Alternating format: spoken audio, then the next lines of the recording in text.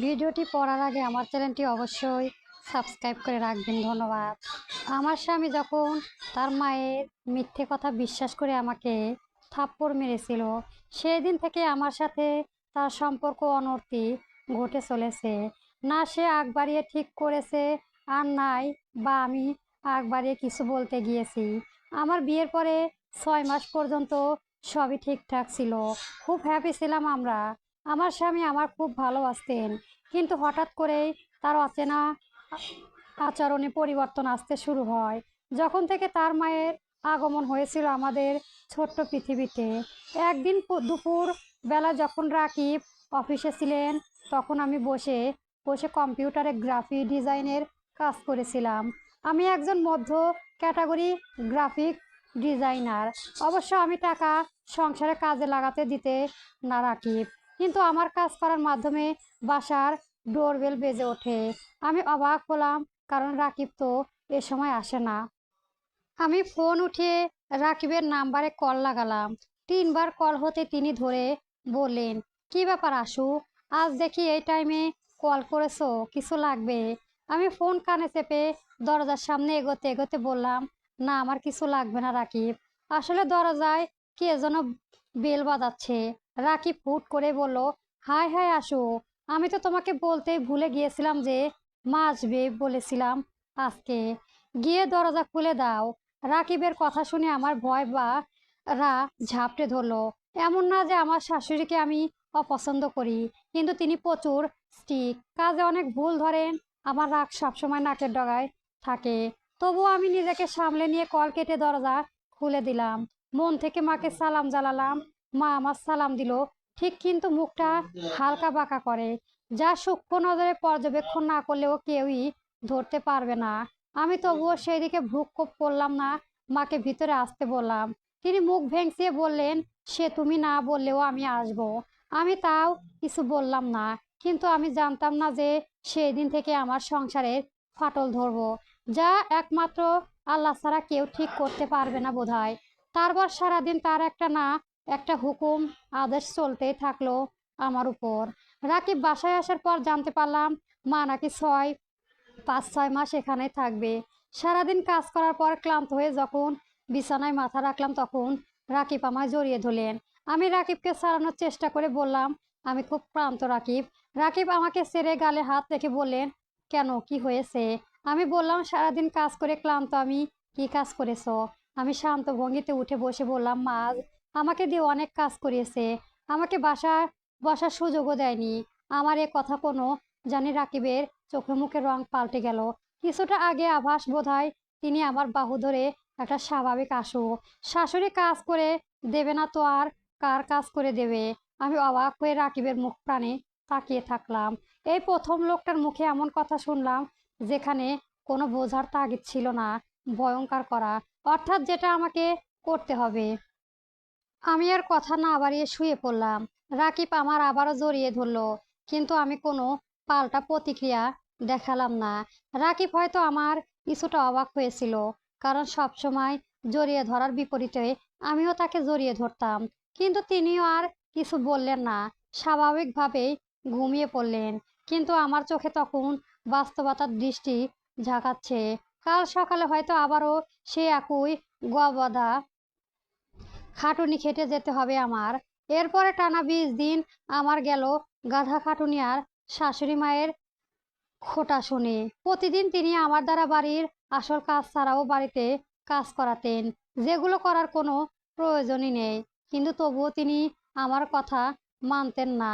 এসব কথা যখন রাকিবকে বলতাম, তিনি নয়তো আমার বাড়ি ঝাড়ি মারতেন, আর নয়তো শান্তভাবে একটা কথাই বলতেন, শাশুড়ি এরকম কাজই করাবে, এগুলো নিয়ে অভিযোগ রাখা যাবে না। আমি বুঝলাম রাকিব ধীরে ধীরে পাল্টে যাচ্ছে। সে হয়তো আমার আগের মতো আমার কোনো কথা গুরুত্ব দেবে না। একদিন সন্ধ্যায় মা আমার বাথরুম পরিষ্কার করতে বললেন, কিন্তু অবাক করার বিষয়, বাথরুম আমি সকালে পরিষ্কার করেছিলাম, তাহলে সেই বাথরুম আবার এখন পরিষ্কার করব? আমার পেটে সারাদিন কিছুই পাইনি। আমার শাশুড়ি আর রাকিব খেয়েছে ঠিকই, কিন্তু রাকিব একবারও আমায় বলেনি যে আমি খেয়েছি কিনা। কিন্তু এই মানুষটা একবেলা না খেলে ধমকাতে ধমকাতে নিজের হাতে খাইয়ে দিত। সারাদিন খালি পেটে থেকে এখন আর কাজ করতে সায় দিচ্ছে না আমার শরীর। আর এই কাজটা তো সকালেই করেছি। তাই আমি মাকে বললাম, মা, সকালে তো করেছি, বাথরুম তো নোংরা হয়নি, তাহলে অযথা করে কি লাভ? মা তার স্বভাব অনুযায়ী মুখ ভেঙচিয়ে বললেন, অযথা? দেখছো না বাথরুম থেকে গন্ধ বেরোচ্ছে? আমি শান্ত স্বরে বললাম, হয়তো আপনার মনের ভুল মা, বাথরুমে আমি সুগন্ধিও ব্যবহার করেছি, তাই গন্ধ আসার কথা নয়। মা উল্টো আমার ধমক দিয়ে থামিয়ে বললেন, শাশুড়ির উপর কথা বলা শিক্ষা দিয়েছে তোমার মা? মা তো ছোট থাকতে মারা গিয়েছে।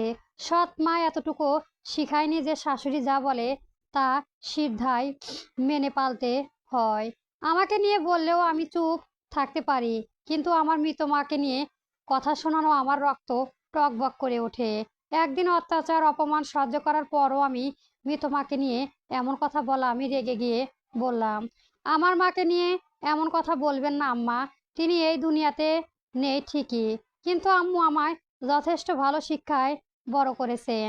আমার যুক্তিযুক্ত কথাটা বোধহয় শাশুড়ির গায়ে তীব্র ফলার মতো বিঁধল। হঠাৎ তিনি করেই মাটিতে বসে হাজারি করতে শুরু করলেন, ওরে বাবু যে, কোথায় তুই? দেখ তোর কাছে থাকতে এসে আমার কি কি সহ্য করতে হচ্ছে। রাকিব আজ অফিসে যায়নি, ঘরে বসে বসে ল্যাপটপে কাজ করছিল। মায়েরা মাহাজারিতে তিনি ঘর থেকে বেরিয়ে এসে মাকে মাটিতে অবস্থা দেখে হন্তদন্ত হয়ে ছুটে এসে মায়ের সামনে বসে পড়লেন। আমাকে জিজ্ঞেস করলেন, কি হয়েছে মা? আশু, মা কাঁদছে কেন? আমি কিছু বলার জন্য মুখ খুলবো তার আগেই আমার শাশুড়ি ওভাবে বললেন, তোর বউ আমার মুখে মুখে তর্ক করেছে রে বাবু। রাকিব আমার দিকে ক্ষীণ দৃষ্টিতে তাকালেন। আমি মায়ের দিকে তাকিয়ে বললাম, আম্মা মিথ্যে কেন বলছেন? আমি কখন তর্ক করলাম? মা মাটি থেকে উঠে দাঁড়িয়ে রাকিবকে উদ্দেশ্য করে বললেন, তোর বউ আমার খাওয়ার খোঁটা দিয়েছে, বলেছে আমি নাকি তোদের ঘাড়ে বসে খাচ্ছি, তোর অন্ন ধ্বংস করছি। এমন কথা শুনতে হলে তোর কাছে এসে আমার বাবু। আমি স্তব্ধ হয়ে গেলাম মায়ের কথা শুনে। কত বড় মিথ্যে কথা! এই নিয়ে কখন কথা হলো আমাদের মাঝে? আমি নিজের পক্ষে রাকিব কিছু বলতে গেলাম, তার আগেই আমার গালে এক দাবাং মার্কা চর এসে পড়ল। চরটা দিয়েছিল রাকিব। তোমার সাহস কি করে হয় আমার মাকে এসব নিয়ে খোঁটা দেওয়ার? আমার কি তোমার টাকায় খায়? এরপর থেকে এমন কিছু শুনলে তার কোনোভাবে তোমার জন্য ভালো হবে না আসো। রাকিব বিভিন্নভাবে আমায় বলতে থাকলেও আমার কানে কিছু গেল। সারাদিন না খেয়ে থাকায় শরীর এমনিতেও দুর্বল ছিল, আর তার উপর রাকিবের পুরুষালী চর খেয়ে আমার মাথায় ভন ভন করে ঘোরা শুরু করলো। আর নিজের আটকে রাখতে পারলাম না, মাথা ঘুরে মাটিতে পড়ে গেলাম। রাকিব হন্তদন্ত হয়ে আমার কোলে নিয়ে রুমের দিকে চলে গেলেন। আমার শাশুড়ি মা সেই দিকে প্রায় তাকিয়ে একটা বক্ক হাসি দিয়ে নিজের রুমে চলে গেলেন। রাকিব আমার রুমে এনে বিছানায় শুয়ে দিয়ে ডাকতে লাগলেন, আসো, এই আসো, কি হয়েছে তোমার? শুধুমাত্র একটা চড়ই দিয়েছি, ভয় পাইয়ে দিচ্ছ কেন আমায়? চোখ খোলো, কিন্তু আমি নিরুত্তর। উত্তর দেওয়া অবস্থায় ছিলাম না আদতেও। প্রায় 1 ঘন্টা পর যখন আমার জ্ঞান ফিরল, তখন আমি রাকিবের বুকে মাথা রেখে শুয়ে আছি। রাকিব বোধহয় ঘুমে আছে। আমি আস্তে আস্তে নিজেকে ছাড়িয়ে উঠে বসার চেষ্টা করতে রাকিবের ঘুম ভেঙে গেল। অস্থির ভঙ্গিতে আমার কাছে এসে বলল, আসু, ঠিক আছো তুমি? তখন জ্ঞান হারালে কেন? এখন ঠিক আছো? আমি শুধু নিচের দিকে তাকিয়ে ছোট করে উত্তর দিলাম, ঠিক আছে। তারপর বিছানা থেকে ক্লান্ত হেঁটে বাথরুমে চলে গেলাম। রাকিব তখনও অবাক হয়ে আমার যাওয়ার দিকে তাকিয়ে আছে। বোধহয় তিনি আমার ব্যবহারে আগামাথা কিছু বুঝতে পারছেন না। আমি বাথরুমে গিয়ে চোখ মুখ পানি দিয়ে বেরিয়ে এলাম। বিছানায় শুয়ে পড়ে ঘুমাবার চেষ্টা করলাম। রাকিব তখনও আমার দিকে চেয়ে, কিন্তু আমি শান্ত যেন কিছুই হয়নি। রাকিব না জানি কতক্ষণ আমার দিকে চেয়ে থেকে অতঃপর নিজেও গা এলিয়ে শুয়ে পড়লো আমার পাশ ঘেঁষে। তিনি আমার পাশ ঘেঁষে শুতেই আমি নিজেকে কিছুটা দূরত্ব নিয়ে গেলাম। রাকিব বোধহয় একেবারে বেশ অবাক হলো, কিন্তু আমার কিছু বলতে পারলো না। পেটে খিদে থাকলেও সারাদিনের ক্লান্তিতে আমার মুহূর্তে ঘুম এসে পড়লো। এরপরে আবারও 20 থেকে 25 দিন সেই কাজ করা, খোটা শোনা আর মিথ্যে অপবাদ দিয়ে রাকিবের বকা খাওয়া তো আছেই। আমি নিজেকে রাকিবের কাছ থেকেও গুছিয়ে নিলাম। রাকিবের কাছে কিছুই বলতাম না। বলতে গেলে এক কথায় বোবা প্রাণী যাকে বলে, শুধু প্রশ্ন করলে উত্তর দিতাম। রাকিব একদিন আমাকে জিজ্ঞেস করলো, আমার অসুখ হয়েছে? আমি শান্ত স্বরে একটা কথাই বললাম, ঠিক আছে। এরপরে যতবারই আমাকে কেউ জিজ্ঞেস করতো কি হয়েছে, তখন আমি একটা কথাই বলতাম, ঠিক আছে। কিন্তু একদিন সকালে যা ঘটলো তাতে আমার কোনো কঠিন সিদ্ধান্ত নেওয়া ছাড়া আর কোনো পথ খোলা ছিল না। সকালবেলা টেবিলে আমি রাকিব আর মাকে যখন খাবার বেড়ে দিচ্ছিলাম, তখন রাকিব বলে, তুমি খেয়েছো? আমি অবাক হলাম খুব। কতদিন পর এই কথা জিজ্ঞেস করলো রাকিব, কিন্তু সেটা সত্যি কথা। গত 3-4 দিন আমি কিছুই খাইনি, শুধু পানি আর বিস্কুট খেয়ে আছি। আমার মুখের গাড়নও আর আগের মতো নেই, অনেকটা শুকিয়ে গিয়েছি। চেনা পরিচিত কেউ এক দেখাতে বলে ওঠে, কিরে এত শুকিয়েছিস কেন? আমি তখন কোনো উত্তর দিতে পারি না অবশ্য। আমি বারবারের মতোই শান্ত কণ্ঠে বললাম, খাবো একটু পরে, খিদে নেই এখন। রাকিব একটু জোরে জোরে জোরি করলো, তখন হয়তো আমার শাশুড়ি তা সহ্য করতে পারলো না, তাই হঠাৎ করে আমাদের কথার মাঝখানে বলে উঠলো, বৌমার বাচ্চা কবে নিচ্ছ? হঠাৎ মায়ের এমন প্রশ্নে আমি কিছুটা থমথম খেয়ে উঠলাম। রাকিবও বোধহয় কিছুটা লজ্জা পেল, কিন্তু মায়ের সামনে তা প্রকাশ করলাম না। আমি উত্তর দিলাম না, তাতে হয়তো আরো তেতো উঠলেন মা। রাকিবের দিকে তাকিয়ে বলেন, দেখেছিস, তোর বউ আমার কথার উত্তর দিচ্ছে না বাবু। আমি এবার না পেলে বলে উঠলাম, আমাদের কিছুটা সময় লাগবে মা। তিনি স্বভাবতই মুখটা বাঁকিয়ে বলেন, কিসের সময় লাগবে? বিয়ের 6-7 মাস হয়ে যাচ্ছে, এখন আবার সময় লাগে নাকি? আমি তাড়াতাড়ি নাতির মুখ দেখতে চাই। আশেপাশের মানুষ অনেক কথা বলেছে, মা মানুষ তো অনেক কথাই বলবে, তাদের কথায় কথায় কি আর কান দিলে চলবে? তিনি হুট করে বলে উঠলেন, তোমরা আজকাল ছোকরা কানে না নিলেও আমাদের নিতে হয়। তাছাড়াও বাচ্চা নিতে কি সমস্যা তোমার? এখন আবার এটা বলো না যে তুমি বাচ্চা নিতে পারবে না। ওই যে বলে না, যারা বাচ্চা নিতে পারে তাদের যেন কি বলে, ও হাঁ বন্ধা। শাশুড়ির এমন কথায় আমি হন্তবত হয়েও ভুলে গেলাম। রাকিবের হাত খাবার প্লেট থেমে গেল। আমি কিছুটা উচ্চস্বরে বললাম, মা আপনি কি বলছেন? তা একেবারে নিজে লক্ষ্য করে দেখেছেন? রাকিবও বললেন, এসব কি বলছো মা? আর আমার শাশুড়ি তো শাশুড়ি। ছেলের কথা গায়ে না মেখেই মাকে বললেন, অবশ্য লক্ষ্য করেছি, কারণ আমি তো উচিত কথাই বলেছি। আর সত্য কথা তো সবারই গায়ে লাগে, তাই না? তার মানে তুমি কি আসলে আমি এবার আর সহ্য করতে পারলাম না। ওনার কথা সম্পূর্ণ হওয়ার আগে টেবিলে থাকা হালকা জোরে আঘাত করে বললাম, ব্যাস মা, অনেক হয়েছে। তখন থেকে কি ফালতু ফালতু বটে যাচ্ছেন? আপনি শেষমেশে আমাকে বন্ধা ট্যাগ লাগিয়ে দিলেন। আপনার সাথে কি আমার কোনো শত্রুতা আছে? আপনি আসার পর থেকে এরকম কোনো করছেন আমার সাথে? শাশুড়ি এবার তার চিরচেনা আংটি অ্যাক্টিং শুরু করলো। বাবু দেখ, তোর বউ আমার কতগুলো কথা শুনিয়ে দিল, অথচ আমি 2টা কথাই বলেছিলাম। আমি মনে করেছিলাম এবার বোধহয় রাকিব একটু আমার পক্ষে থাকবে, কিন্তু এবার আমাকে অবাক করে দিয়ে আমার হাত চেপে ধরে বলেন, বেশি বকেছো আসো। মাকে এতগুলো কথা শোনানোর রাইট কে দিয়েছে তোমায়? আমি হাত ছাড়িয়ে নিয়ে বললাম, আপনার মায়ের কথাগুলো শোনেননি আপনি? তিনি আমায় বন্ধা বলেছে, আর আপনি কিনা আমার স্বামী হয়ে এটাকেও স্বাভাবিকভাবে দেখছেন। রাকিব বিরক্ত হয়ে বললেন, আরে উম, বাবা, সংসারে এসব স্বাভাবিক হয়ে থাকেই টুকটাক। আমার চোখ তখন ছলছল করছে।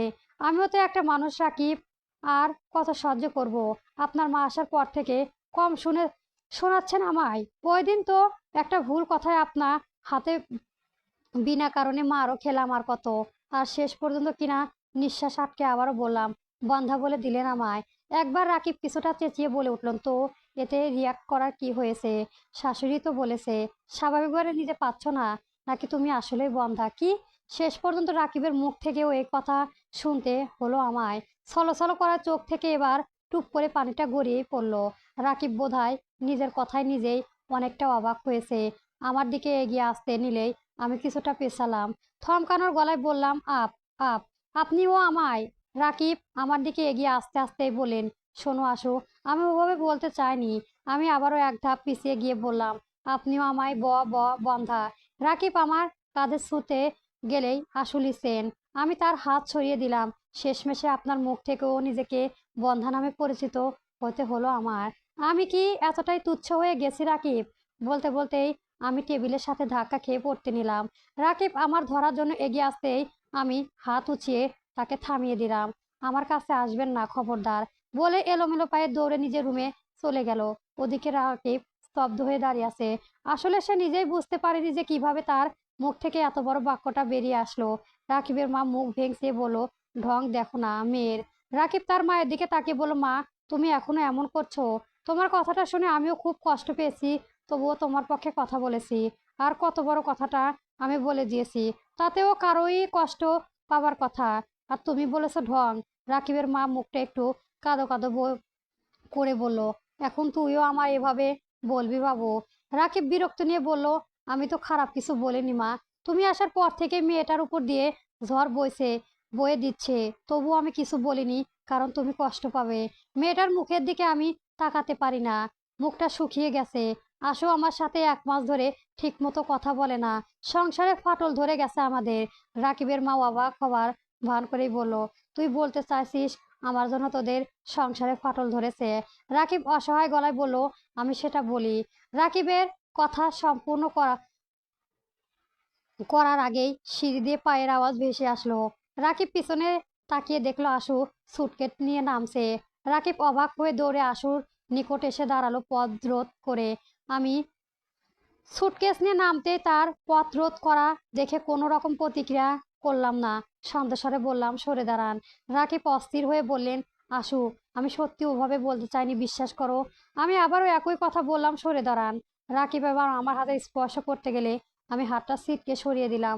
ছোবেন না আমায়, এই ঘৃণান্য ছোঁয়া দিবেন না আমায়। রাকিব থমকে গেলেন।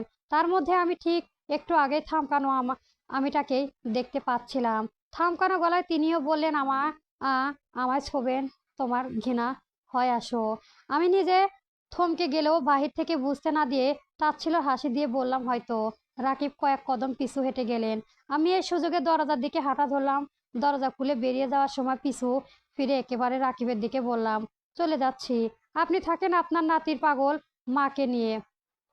আমি যাওয়ার পর না হয় আপনার মায়ের পছন্দ একটা যোগ্য মেয়ে দেখে বিয়ে করে নিন।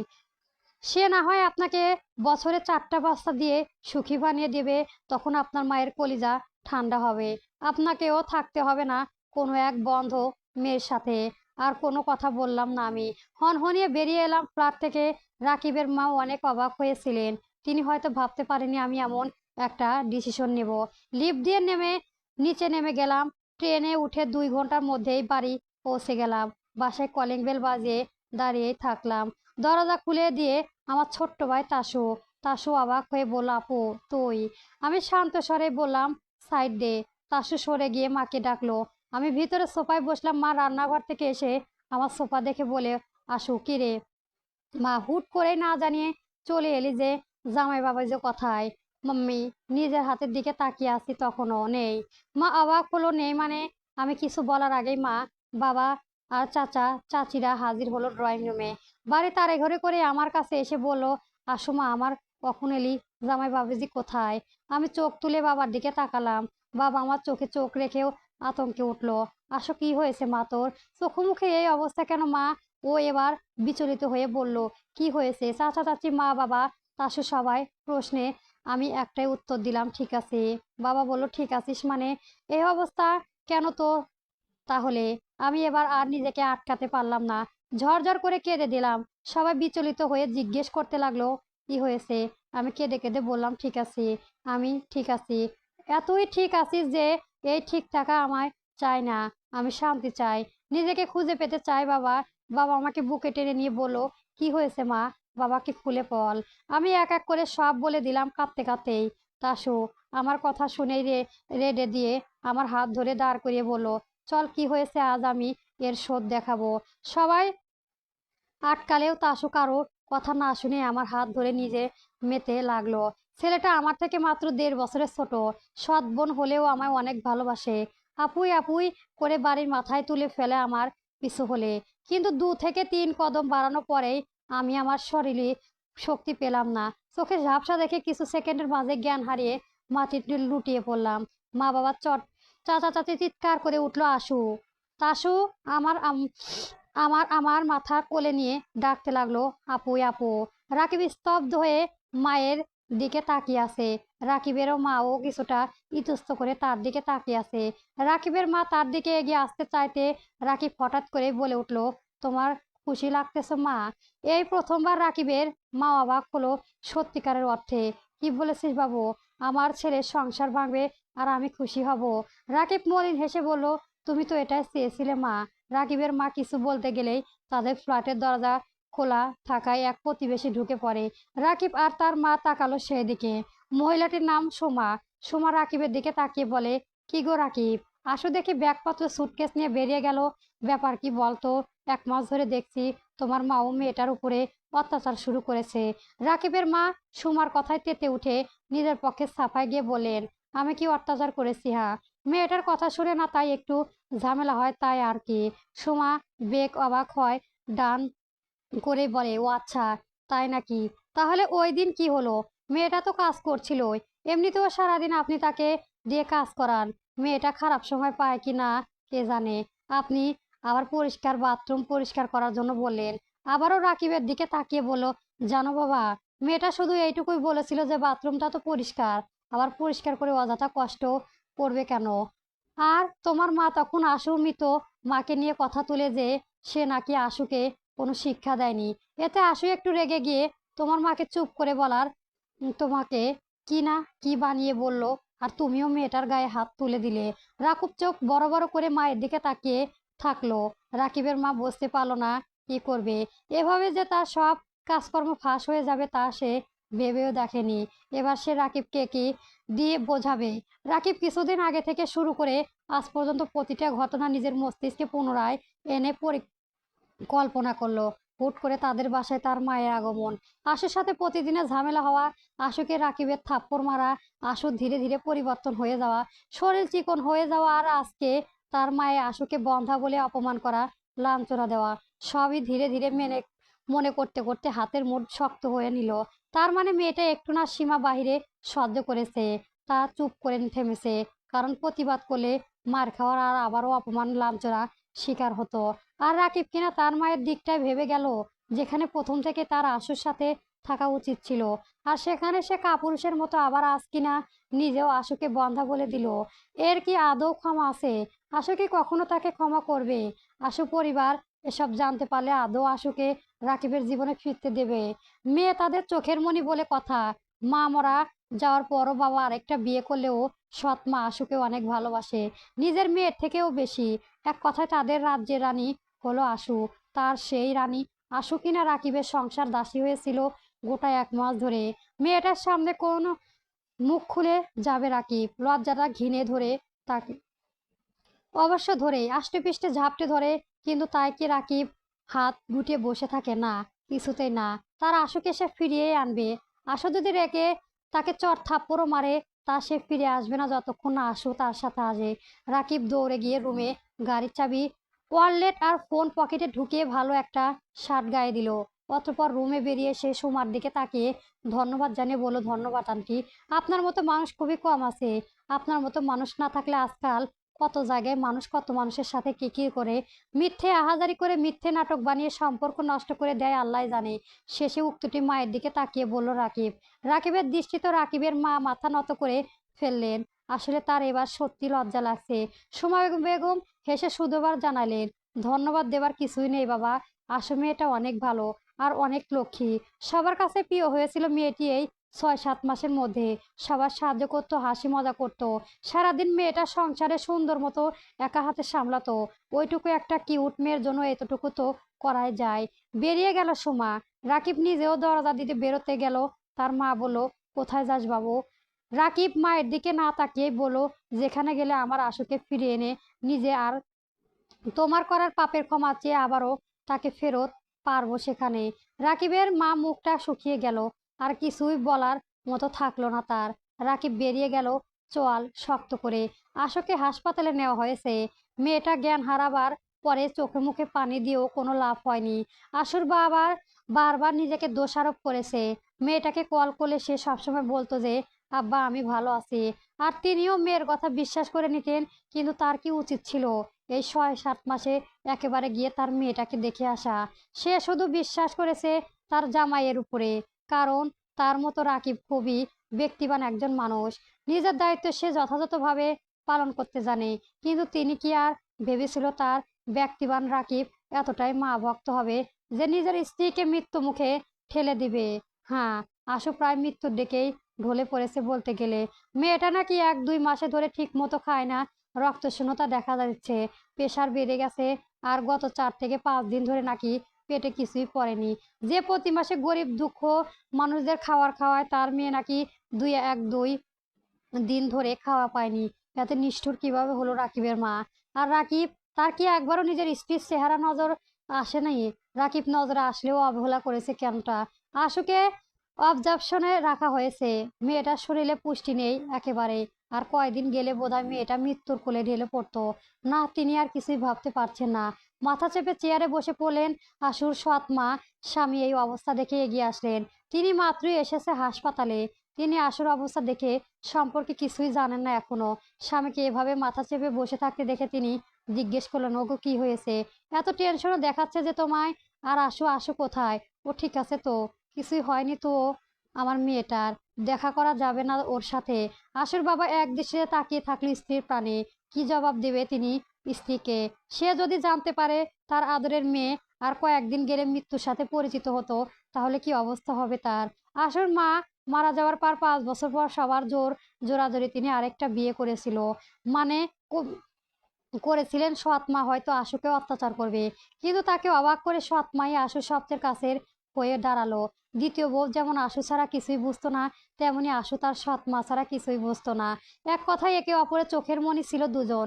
এমনকি আশুর সৎ মাও আশুর জন্য আর দ্বিতীয় কোনো সন্তান নিতে চায়নি।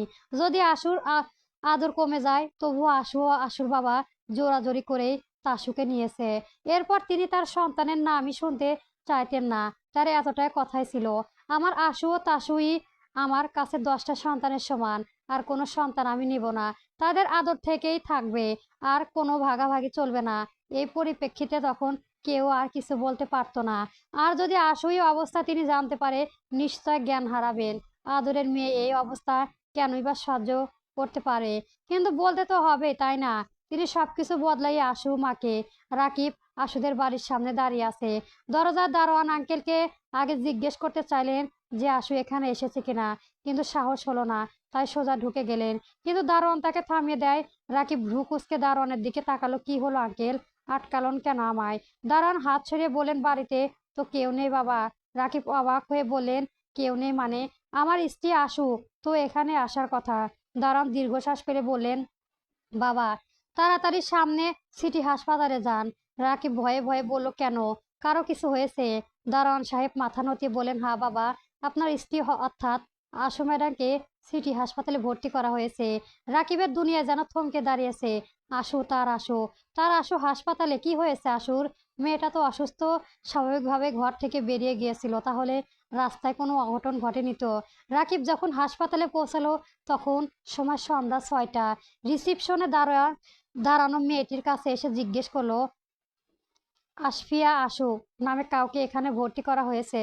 রিসিপশনে মেয়েটি রাকিবের বলল, একটু ওয়েট করুন স্যার, চেক করে বলি। রিসিপশনে মেয়েটি চেক করার পরও বলল, জি আছে, কিন্তু আপনি পেশেন্টের কি হন? রাকিব অস্থির ভঙ্গিতে বলল, আম হার হাজবেন্ড। প্লিজ ওনাকে কোথায় রাখা হয়েছে বলুন? অস্থির হবেন না স্যার, পেশেন্টকে 3 তলায় 109 নাম্বার রুমে রাখা হয়েছে। আপনি গিয়ে দেখতে পারেন, ওখানে তার ফ্যামিলির লোকজনও রয়েছে। রাকিব এতটাই অস্থির ছিল যে মেয়েটিকে ধন্যবাদ জানাতেও ভুলে গেল। মেয়েটা হতবাক হয়ে বলল, বাবা এত অস্থিরতা? মেয়েটিকে হয়তো খুব ভালোবাসে। আহা কি গর্ভবতী মেয়েটি! আর আমি ধ্যাত, আমিও নাকি ভাবছি যার যার ভাগ্য এরকম। ডিউটি যে মনোযোগ দেয়, না হলে স্যালারি কেটে নেবে। তখনই আরেকজনকে ডাক পড়লো। মেয়েটির চোখের জল আড়াল করে বলল, how can I help you ma'am? Rakib এতই ব্যস্ততা ছিল যে লিফটের কথায় প্রায় প্রচুর ভুলে গিয়ে 2 মিনিটে 3 তলায় উঠে গেল। কিন্তু বলে না, তাড়াহুড়ার কাজ শয়তানের কাজ। তাই হলো রাকিবের সাথে। 109 নাম্বার রুমের বদলে ভুলে 103 নাম্বার রুমে ঢুকে গেল। বাবু হা করো। লোকটি তার স্ত্রীকে খাওয়ার জন্য হা করতে বলায় মেয়েটি হা করে যেই না খেতে যাবে, ঠিক ওই সময় রাকিব কেবিনের দরজা খুলে প্রবেশ করলো। থমথম খেয়ে লোকটি হাত থেকে চামচ পড়ে গেল মেয়েটি হাসপাতালে দেওয়ার ড্রেসে। রাকিব নিজেও কিছুটা লজ্জিত বোধ করলো। তার এভাবে তাড়াহুড়া করা উচিত হয়নি। দুঃখিত মিসেস, মিস্টেক করে ভুল হয়ে গেছে। লোকটি কোনায় চোখ তাকালো। না মানে ভুল করে মিস্টেক হয়ে গেছে, সরি। কেটে পড়লো রাকিব। লোকটির মুখ বাঁকিয়ে বলল, কোথায় হতে যে আসে এরা? রোমান্টিক মুডে 12টা বাজিয়ে দিল। মেয়েটি কাঁদো কাঁদো ভঙ্গিতে বলল, আর আমার যে ড্রেসটা নষ্ট হয়ে গেল। লোকটা বিরক্ত হয়ে বলল, এটা তো হাসপাতালের ড্রেস। রাকিব এবার তাড়াতাড়ি না করে ভালো করে সব রুমের নাম্বার থেকে করতে করতে এগোলো। রুম নং 108 এর সামনে এসে দাঁড়াতে সামনের রুমের সম্মুখের চেয়ারে আশুর পরিবারকে দেখতে পেল। আশুর মা তার স্বামী অর্থাৎ আলুর বাবা কাঁধে মাথা ঠেলিয়ে কাঁদছে। আশুর বাবা স্ত্রীকে সান্ত্বনা দিচ্ছেন না, কিন্তু কোনোভাবে শান্ত হচ্ছে না। কেবিনের দরজার সামনে আশু দেয়ালে মাথা ঠেলিয়ে দাঁড়িয়ে আছে। রাকিবের বুকটা চিনচিন করে উঠল। ওরা এভাবে কাঁদছে কেন? আশু কি খারাপ কিছু হয়েছে? আশু কি অ্যাক্সিডেন্ট? না না, ওগুলো কি ভাবছে সে? আশু এত বুদ্ধিদীপ্ত মেয়ে কিভাবে অ্যাক্সিডেন্ট করতে পারে? রাকিবে আশু খুবই চালাক মেয়ে, সে নিজের ক্ষতি করতে পারে না। কিন্তু রাকিবের কোনো কেন জানি কিছু স্বাভাবিক লাগছে না। কি হয়েছে আশুর? রাকিবের এসব ভাবনার মাঝেই তাসু খেয়াল করে গেল রাকিবের দিকে। রাকিব মাথা নিচু করে কি যেন ভাবছে। রাকিবকে দেখে রাগ মাথায় চড়া দিয়ে উঠল তাসুর। হুট করে গিয়ে রাকিবের কলার চেপে ধরলো। কেন এসেছেন এখানে? আপনার সাহস কি করে হয় আমার বোনকে মানসিক শারীরিক নির্যাতন করার? কে দিয়েছে এই অধিকার আপনাকে? তাসুর কণ্ঠে তার মা বাবা উভয়ে রাকিবের দিকে দৃষ্টিপাত করে উঠে দাঁড়ালেন। আশু মা স্বামী থেকে হাত ছাড়িয়ে নিয়ে রাকিবের সামনে এসে দাঁড়ালেন। তাসুকে বললেন, তাসু সরে দাঁড়া। তাসু অবাক হয়ে বলল, কিন্তু মা, আমি বলছি সরে দাঁড়াও তাসু। তাসু আর যাই হোক মায়ের আদেশ অমান্য করতে পারেন না। তাসু সরে দাঁড়ালেন। তার মা এসে রাকিবের সামনে দাঁড়ালেন। রাকিব ঠোঁট কাঁপিয়ে উচ্চারণ করতে গেলে মা আমার। তাসু ঠাস করে একটা চর পড়লে রাকিবের গালে। চরের তীব্রতা রাকিবের মুখটা এক পাশ হতে হেলে গেল। তাসু আর তার বাবা চমকে উঠল। রাকিব গালে হাত দিয়ে ছলছল চোখে আশুর মায়ের দিকে তাকালো। আশু মা তীব্র রাগ নিয়েই বললেন, তোমার সাহস কি করে হয় এত বড় একটা কাণ্ড ঘটিয়ে এখানে আসার? মেয়ে ছেলে মিশে তো আমার ষোলোটাকে শেষ করে দিয়েছো, এখন আবার কি চাও? আমার মেয়েটাকে কতবারই না তোমার মা অত্যাচার করেছে, আর তুমি কাপুরুষ কোথাকার স্ত্রীর সঙ্গে না থেকে উল্টো মায়ের কর্মকাজে সহযোগিতা করেছো। আসো না, তোমার স্ত্রী তোমার ভালোবাসার মানুষ, তাহলে কিভাবে এত নির্যাতন হতে দিলে আমায় মেয়েটার সাথে? তোমার মা তাকে 2 মাস না খাইয়ে কাজকর্ম করিয়ে, আর তুমি কেন প্রতিবাদই করনি? আরে আমার মেয়েটা চাইলে তোমার মায়ের মতো আরেক 10কে 2 মাস কি 10 দিন মধ্যে সোজা করে দিতে পারে, কিন্তু মেয়েকে আমি এই শিক্ষা দেয়নি। আর নাই বা এরকম করবে, কারণ আমার মেয়ে মায়ের ভালোবাসার কাঙাল। মা মানেই ওর কাছে ভালোবাসা। তোমার মাকে আপন করতে চেয়েছিল ও, নিজের কাজের মাধ্যমে হলেও তার মন জয় করতে চেয়েছিল, কিন্তু পারেনি আমার মেয়েটা। তোমার পাশানি মায়ের মনটা জয় করতে পারেনি, উল্টো আমার মেয়েটাকে তোমরা 2 মাস ধরে না খাইয়ে রেখেছো। আমার মেয়েটাকে জীবন্ত কাঙাল বানিয়ে রেখেছো। রাকিব অবাক হয়ে উচ্চারণ করলো, 2 মাস ধরে না খেয়ে? আশু আবারও বলেন, এখন কি করতে এসেছো এখানে? আমার মেয়েটাকে হাসপাতালে ভর্তি করিয়ে শান্তি পাওনি? নিজের মাকে দিয়ে মানসিক শারীরিক নির্যাতন করে শান্তি পাওনি? বন্ধ্যত্বের অভিযোগ দিয়ে শান্তি পাওনি? না খেয়ে শান্তি পাওনি? বাড়ি থেকে বের করে দিয়ে শান্তি পাওনি? বিনা কারণে আমার মেয়ের গালে হাত তুলে শান্তি পাওনি? আমাদের আদরের রাজকন্যাকে চাকরানি মতো রেখে শান্তি পাওনি? তাকে দিয়ে ঘরের সব কাজ করিয়ে শান্তি পাওনি? দিন শেষে তার মা হওয়ার ক্ষমতা দেখে আঙুল তুলেও কি শান্তি পাওনি? বলতে বলতে কান্নায় ভেঙে পড়লো আশুর মা। আশু বাবা তাসু গিয়ে তাকে ধরলো 2 পা থেকে। তাসু জ্বলন্ত চোখে রাকিবের দিকে তাকিয়ে বলল, এখন কি আপু এর জানাজার ডোর জানতে এসেছে? রাকিব অবাক হয়ে চিৎকার করে উঠল, তাসু। তাসু হাত দিয়ে থামিয়ে বলল, চিৎকার করবেন না রাকিব সাহেব। যে স্বামী তার স্ত্রীকে যথাযথ সম্মান দিয়ে খাইয়ে পড়তে রাখতে পারে না, তাকে পুরুষ বলার মতো মন মানসিকতা আমি রাখিনি। রাকিব আশুর মায়ের হাত ধরে বলে উঠল, বিশ্বাস করুন মা, আমি মায়ের এত খারাপ কাজের এতটাও জানতাম না। শুধু জানতাম আশুর উপর মা একটু বেশি কঠোর। আর আশু আমার সবকিছুই খুলে বলেনি। হয়তো আমি শুনতে চাইনি, কিন্তু ওর কি উচিত ছিল না আমার জোর করে আমায় সব বলা, সবকিছু কৌশলে প্রমাণ করা? হ্যাঁ, আমি ভুল না পাপ করেছি ওর কথা বিশ্বাস না করে। আর আজ যা ছিল তা আমি নিজেও ভাবতে পারিনি মা, যে আমার মুখ থেকে ওই ঘৃণা বাক্যটা বেরিয়ে আসবে, এত কিছু মাথায় আসেনি মা। আমার মা ওই সময় নিজের মা আর ভালোবাসা স্ত্রীর কথা কাটাকাটি আর বিরক্তি চেটে আমি যে কি বলে ফেলেছি আমি নিজেও বুঝতে পারিনি। এতটাও খারাপ কথা যে আমার মুখ থেকে বেরিয়ে যাবে তা ভাবিনি আমি মা, সত্যি ভাবিনি। বলতে বলতে রাকিবের চোখ ভিজিয়ে আসলো, কিন্তু তাকে দেখে আজ কোনো মায়া কাজ করলো না আশুর মায়ের। রাকিব আবারও বলল, আমার তার না খাওয়ার বিষয়টা আমি সত্যি জানি না মা। আশু নিজেকে আমার থেকে গুছিয়ে নিয়েছিল মা, ও সহজে আমার সামনে আসতো না। আমি যখন ঘুমিয়ে যেতাম তখন রুমে এসে ঘুমোতো, আর আমি উঠার আগেই রুম থেকে বেরিয়ে যেত।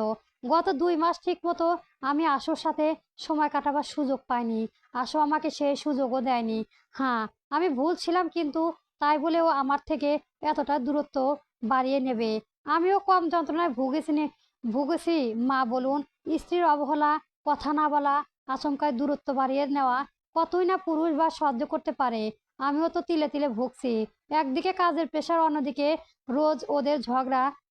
আশুর আমার সামনে খেটে দেওয়া সব সাহায্য করতে করতে আমি তিক্ত হয়ে উঠেছিলাম।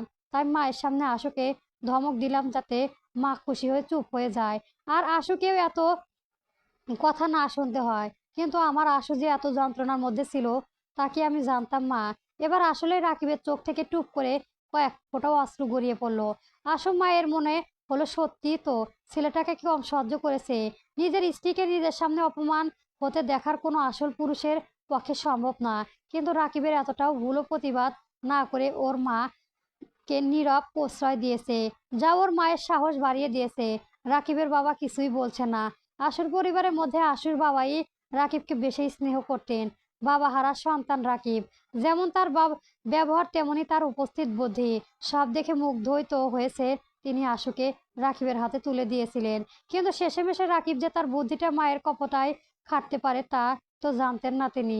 তাদের কথার মাঝে কেবিনের দরজা খুলে বেরিয়ে আসলো ডাক্তার। রাকিব ডাক্তারকে দেখে চমকে উঠলেন। এই তো আশুর বেস্ট ফ্রেন্ড সোহেদা, আশুর ছোটবেলার বন্ধু। আশুর মা বাবা দৌড়ে সোহাদের কাছে গেল। আমার মেয়েটা কেমন আছে বাবা? তুমি হবে না তো ওর বাবা? আশু মায়ের অসুস্থতার পূর্ণ কণ্ঠ। সোহাদ্দ কিছু হেসে বলল, চিন্তা নেই আন্টি, আশু এখন বিপদমুক্ত। কিন্তু আশুকে আগামী 24 ঘন্টা অবজারভেশনে রাখতে হবে। শরীরের কন্ডিশন খুব একটা ভালো নয়, আর রক্ত দিয়ে দেওয়া হয়েছে। এখন কিছুটা স্টেবল আছে, কিন্তু হ্যাঁ, জ্ঞান ফেরার পরে মাথা ব্যথা আর কিছুটা শ্বাসকষ্ট দেখা দিতে পারে, কিন্তু ওটাই নর্মাল। সৌহার্দ্য আবারও বলল, ওয়েট করুন, আমি একটু আশুর অন্যান্য রিপোর্ট গুলো চেক করে আসি। আশুর মা বাবার শাস্তি নিঃশ্বাস ত্যাগ করলেন। তা আশু স্বাভাবিক গলায় বলেন, আপু সুস্থ হয়ে ফিরে আয় ভাইয়ের কাছে, আর তোর সাথে টিভি নিয়ে ঝগড়া করব না, প্রেম প্রমিস। রাকিব হট করে চেয়ারে বসে পড়ল। তার আশু, সেই আশুকে 6 মাস ফুলের মতো মুড়িয়ে রেখেছিল। আর আশুও রাকিবকে বিশ্বাস করতে ওর 3 মাস লেগেছিল। কারণ আশুর সংসার, বিয়ে জিনিসটাকে খুব অবিশ্বাস করত। তার মনে হতো যদি তার কপাল খারাপ হয়, সংসার না টেকে। এজন্য আশুকে নিয়ে স্বাভাবিক দম্পতির মতো জীবন কাটাতে রাকিবকে 3 মাস পরিশ্রম করে আশুর বিশ্বাস অর্জন করতে হয়েছে। অথচ সেই বিশ্বাস কিনা রাকিব নিজে হাতে গলা টিপে হত্যা করলো। এতই নির্বোধ সে কি করলো? আশু যদি তাকে ক্ষমা না করে, তাহলে সে কিভাবে থাকবে? তাদেরকে যদি ফিরিয়ে আনে, তাই হাতে হাতে পারে না রাকিব। তার জীবন সঙ্গীকে সাথে নিয়েই ফিরবে। গল্প ঠিক আছে আমি